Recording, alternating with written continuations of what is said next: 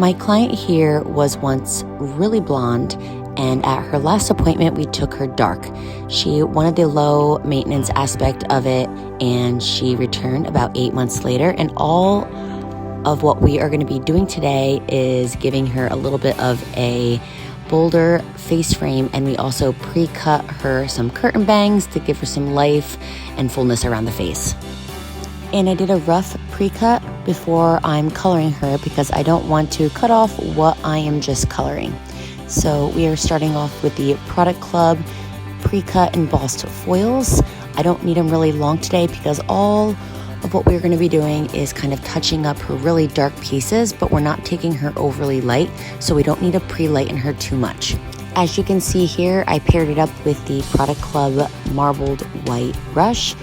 The bristles are really soft and really good for feathering up. That way I don't have to do a root melt on her, and I can just do a nice easy all over glaze at the end. So since we're doing just a face framing touch-up, I'm starting right by the ear, and I always like to start off with a weaved foil. That way if she pulls her hair back in a ponytail, she's gonna get a really nice soft feathered blend and not any stark lines of demarcation.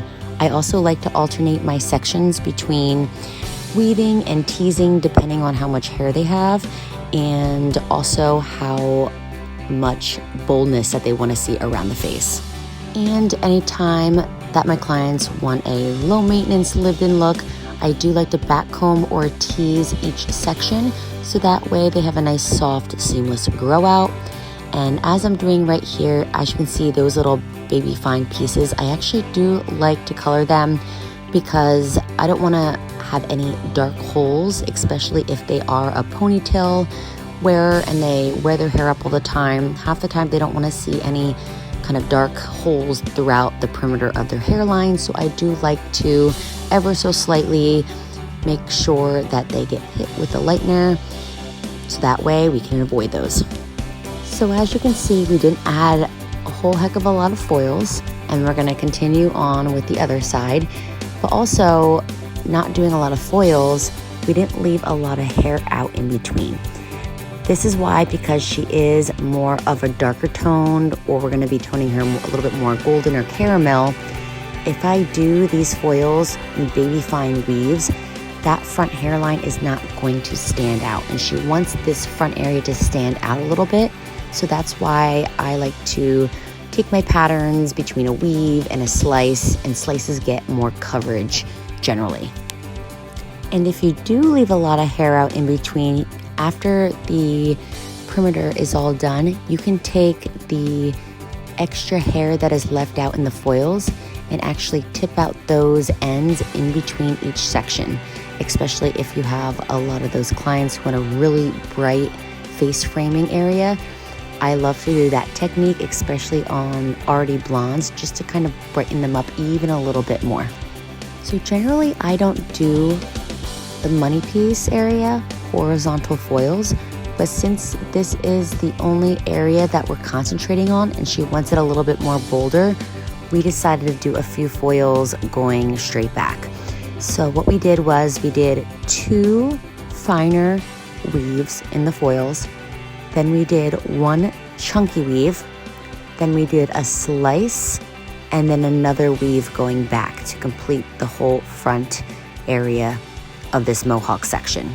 So we did the Moroccan traditional lightener with 20 volume. You don't need to go crazy high on your volume because we're not lifting her to very light, because again, we're going to be toning her down, but we still want this front area to pop. So that's why we are alternating our sections between some finer weaves, some chunkier weaves, and some slices. I also get a lot of questions about how to avoid an orange band in that root area. And normally what I would say is that, are your foils slipping? But since we are not going really close to the root, the general key is that I like to say is that you might be taking your sections too thick. Because if you're taking a really thick section and you're just swiping the lightener up and feathering up, that lightener is not going to get fully saturated to that underneath section and therefore cause an orange band of demarcation because it wasn't saturated enough. So just making sure that if you do want your foils really light and bright without any warmth, try taking smaller sections to avoid those warm transition areas. And after you determined how far back you want to go with these face framing pieces, I always like to connect the whole front perimeter with one more, maybe two more foils.